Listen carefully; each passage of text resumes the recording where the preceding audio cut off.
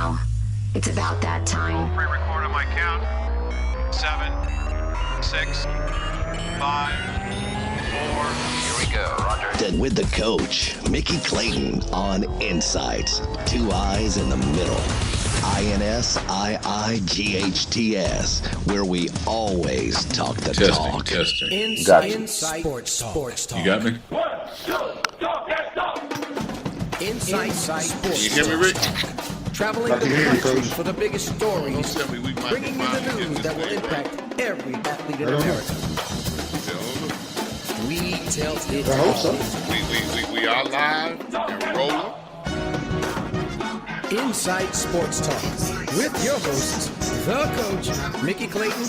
Join us next for INSiiGHTS Sports Talk, the sports talk show, And here we are, post Super Bowl 50. Rick, how did you enjoy the game? You struggled defensive football, old school football. This was for you. I am new school, so I like a little bit more offense. But hey, you know, when it came down to the fourth quarter, it was exciting because it was a one-score game for most of the fourth quarter. And hey, the better team on today won. So congratulations to those Denver Broncos. Good to hear you say that, you know, because we had so much dialogue on it on our last show. And what really made it interesting was you said it yourself. The Denver defense had Tom Brady like what? Your comment was it had him like the Holy Ghost. Hitting him and shaking him like he had the Holy Ghost. Those were your exact words. Boy, everybody tweeted those back to me about Rick Brown, but that was a line that he should have put a copyright on. And he did the defense. I just couldn't understand why everybody was underestimating the Denver defense. You know, Belichick schemes with the best of them, and he couldn't find a way to stop them boys from coming. Now, my only concern was You're absolutely right, Coach. Huh? What'd you say, Rick? I said you're absolutely right. I mean, there was a stat coming into the game that when the number one defense plays in the Super Bowl, they were 9-2. Make it 10-2 now because Denver entered this game as with the number one defense. And we've said it before. We've said it in other sports that offense is for show, defense, though, is for dough. That means defense, when you want to win a championship, you better have a strong defense. I have to say that Carolina was just offensively, their defense played lights out as well. I tip of the hat to both defensive coordinators and both defenses. This was a hard-nosed, tough game, and it came down to turnovers. And I agree. What I didn't want was the game for them to be able to come back and say how poorly Cam played. Somebody already had texted a question to us, and they wanted to know, was it too much discussion on the race for the quarterback position, and that it distracted Cam from the game? Do we think that had anything to do with it? No, I think Von Miller and DeMarcus Ware had something to do with it, and not Cam. I mean, look, I really thought Cam was the MVP this season for a lot of reasons, but for this one in particular. Carolina didn't have any receivers this year. They had Greg Olsen at tight end. Their top receiver, Kelvin Benjamin, he went out in training camp. So they had no consistent number one wide receiver. Ted Ginn Jr. is known, and he did it this year. Although he had 10 touchdowns catching, he had a bunch of drops. Cotry is who he is, just a journeyman receiver. And the played like a rookie most of the year. They didn't have that number one target.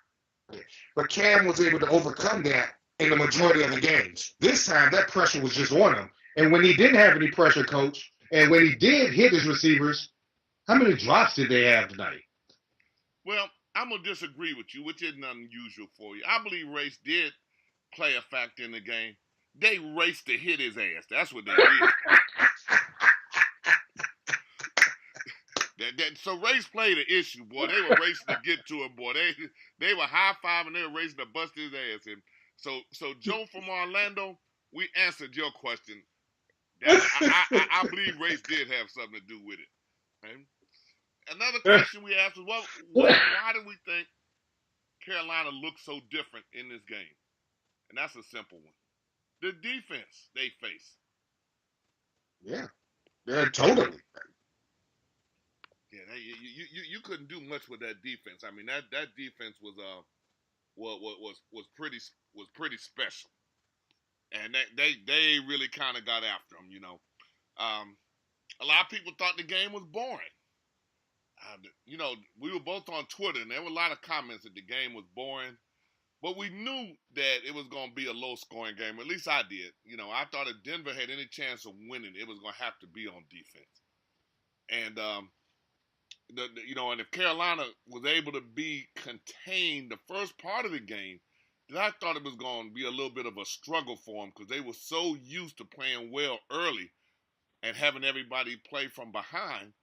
And once you play from behind with Carolina, they kind of, you know, they lay those ears back, take the helmet off, and come after you. And I was just hopeful that, that Peyton wouldn't make a lot of mistakes that would hurt him and hurt the team. And, most people expect, this would be, the last game of his very, very storied career. And most of talk radio was about, the two-tier system. Aaron Rodgers and his commercial. Nobody says anything about it. And everywhere, that's what people kind of, it's a double-edged sword, and that Cam was not being evaluated fairly when Aaron Rodgers has made millions of dollars doing the same thing. Bro, you made the discount double check? See, I was gonna refuse to say it. But you're exactly right. So people had an issue, about that. Now, there was more discussion on social media about the commercials and the halftime show. Did you see Beyonce catch herself when she slipped? Ooh, hey. That's skill. I mean, she in heels bounced back and caught it. I mean, yeah, if a Russian judge was there, they would have deducted a couple points. But she caught it. She stuck that landing and didn't fall, and then got back up and kept going. Hey, that was tight. Tight work, Beyonce, with that one, babe. Definitely. Man, her footwork was better than any of the wide receivers from the Panthers. Oh, definitely. In fact, I missed the slip, and I had to rewind. I saw it on social media. I had to rewind, and I had to look at it about 6 times, and the look on her face like, oh, shit. And then she caught herself and kept going. And she was pretty good. Everybody else was changing their cleats. They should have had what Beyonce had because she gripped pretty good. Ooh-wee. I don't know what those spikes must have been. She must have had those 5-inch stilettos in there because they stuck that ground right there, would not let her fall. And what about the thighs to make her just be able to just stand there and not fall back? Because anybody else would have fallen. Yeah, well, I'm glad when you back. fell. Listen, Lil Kim at the BET Awards and falling down. Well, I'm glad when you fell back in that chair right there, that chair didn't roll. Because if you had fell back in that chair and that chair kept rolling, this show was over for at least a month. Because I wouldn't have been able to stop laughing at you, boy. I'm on point tonight, Coach. It's all good, bro. It's all good. Yeah, you on it. And then they were arguing about the commercials, which commercial they thought was best. Kevin Hart was kind of running away with it for a while. But then the Snickers commercial, I didn't know where they were going with the guy in the white dress and all of that. And then they gave him a Snickers bar and he turned into Marilyn Monroe. and then I got with that. But see, I thought that doggone Doritos commercial when my boy was eating the Doritos with his wife being pregnant and he's messing around, the baby moving on it, boy. And he played with it. The baby almost stood up in her stomach. She was ready to punch it, snapped the Doritos and threw it. And that baby jumped out the stomach trying to get those Doritos. Now, I thought that was funny. Which one you had a preference for, Rick? I mean, that Doritos commercial had me like, whoa, definitely. One that I thought was underrated, and I needed Twitter. I got to thank Twitter for helping me out here. Was the Lil Wayne commercial with George and Wheezy? They were playing the old Jefferson's theme song, and I think it was some kind of insurance commercial. I don't really remember it, what it was, but the alliteration with George and Wheezy, because they had a guy who was like George Washington, and then they had Lil Wayne flipping burgers or doing whatever, but it was George and Wheezy. They had the Jefferson's theme song while the guy was moving up on some kind of contraption, right, going up to the top floor. Okay. I really like that one. And so you thought that was underrated? Yeah, because because of the symbolism behind it, with like I said, George and Wheezy. Okay, because I must have missed. I thought that was sly, and the Drake commercial. Some people would have missed that if they didn't watch the Jeffersons. They wouldn't have understood it. And the Drake commercial, the Hotline Bling T-Mobile commercial, I thought that was kind of cute as well. What about the NFL Babies commercial? Somebody already tweeted that one. Just tweeted that one. They said the NFL Babies commercial. Nah, they didn't do anything for me. Yeah, they called it babies come 9 months, da da da da da, and I was like, they call it the NFL family. I said, I had another term they call it, but I won't say it when I tweet it. I had a different idea for that. I was like, I let it go. Just like Kevin Hart. When Kevin Hart had the Hyundai, those of us with daughters, oh man, they could have put a premium on that vehicle. I'd have bought 3 of them. I thought about you when that commercial came on. And I said, that is Coach Clayton. That is Coach Clayton right there. And my daughter's probably so glad that car wasn't because out when they were growing up, because they know good and damn well their daddy would have been tracking them, boy. Probably would have had one of those drones following behind them. Well, that's our boy Gerald Tooks. He got the drone, so me and him would have hooked up to know what was going on. No doubt about it. Now, somebody tweeted another question that they wanted us to ask. Well, I'm loving our audience. They getting involved with us. They said, how come the NFL has not touched Johnny Manziel with all the stuff that he's done? Well, he hasn't done it. I mean, he hasn't been arrested yet. So you have to let the political system, the legal system play itself out. You probably said it right, the political system. No, you got to let the legal system play itself out. If he gets arrested, then the NFL can do something. Right now, it's just charges. Now, and when the new year comes in March, they're supposed to release him. So, what more can you do? He's going to be released. Once you can fine him, you can even suspend him for some games if he gets picked up by another team. But right now, his life is such a shambles. I don't know who's going to take the chance on him. Well, somebody already hit me on your comment. They said they didn't give any of the other players an option.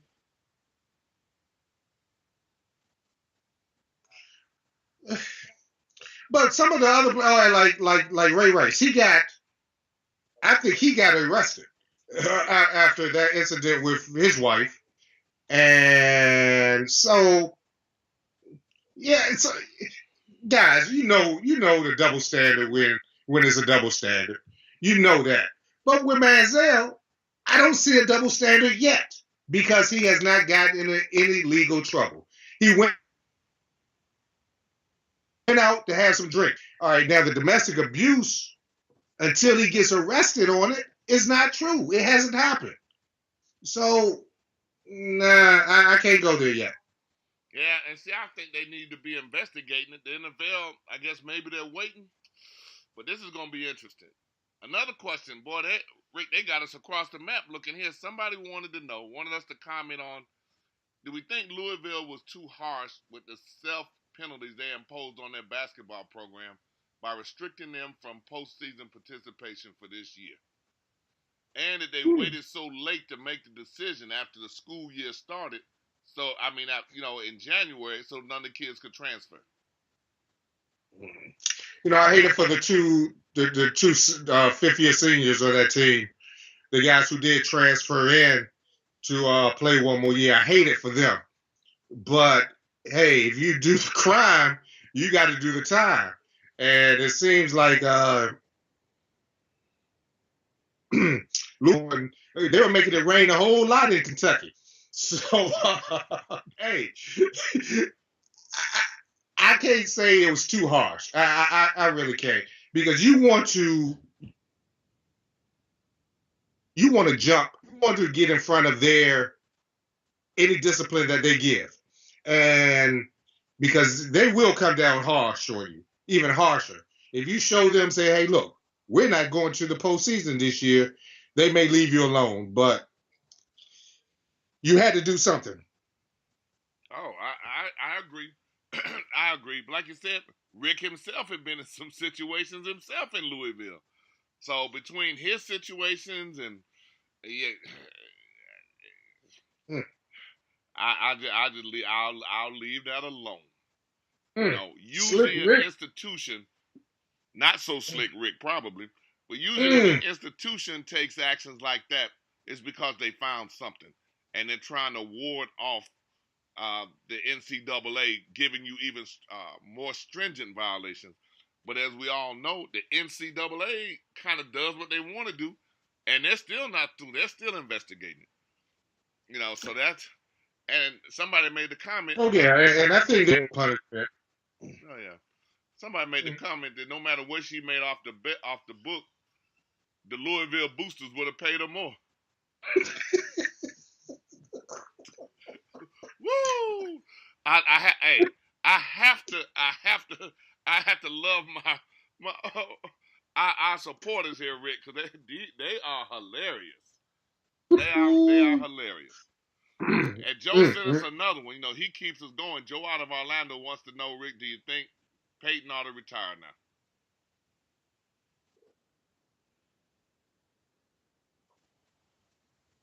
Rick, could you hear me? Yeah. Yeah. He wants to know about Peyton. What now? If you think Peyton should retire. Yes. Yes, go out like your boss went out.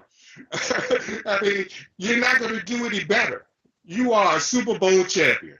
Right. Man, you better ride that white horse on and ride it to ride it back to New Orleans where you're from.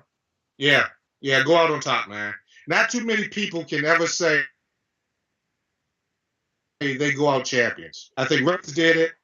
John Elway's done it, and Peyton Manning is considered one of the best quarterbacks in this generation, if not of all time. So, yeah, what better way is it to go out? I agree, and you can see his arm strength is gone. I mean, but he's throwing the out pattern, and that sucker floating out there, and he right. If the defense wasn't busting them like they were, it'd have been over with. That's why Von Miller was named Super Bowl 50 MVP, and deservedly so. He's about to get paid. He's about to get paid. Oh yeah, and your boy from Troy State, right up the road, Marcus Ware did a heck of a job. He was with your arch enemy, the Cowboys, one time, wasn't he? Yeah. I'm glad he's not there anymore. I got you there. Well, Rick, we're not gonna stay long. We're doing our special show we're doing for the Super Bowl, the post Super Bowl, and we appreciate everybody listening and calling in. As always, it's an honor to be with Rick Brown.